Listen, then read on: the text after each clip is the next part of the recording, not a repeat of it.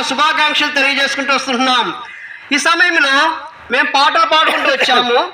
నిజమైన స్వాతంత్రము నీకిచ్చును సత్యస్వరూపియగు యేసుక్రీస్తు ప్రభువు అని పాటలు పాడుకుంటూ వచ్చాం. మన భారతదేశము ఒకప్పుడు బ్రిటిష్ వారి యొక్క పరిపాలన కింద ఉంటూ వచ్చింది. అయితే వారి నుండి స్వతంత్రం పొందడానికి అనేక మంది మహానుభావులు ఎంతగానో వారి యొక్క ప్రాణత్యాగం చేస్తూ వచ్చారు. బ్రిటిష్ వారి యొక్క అధికారం నుంచి, వారి యొక్క పరిపాలన నుంచి స్వాతంత్రం తీసుకుని వచ్చారు. కానీ నిజమైన స్వాతంత్రము అనేది మనకు లేదు. ఎందుకంటే పాపము చేత మనము బంధించబడి ఉన్నాము.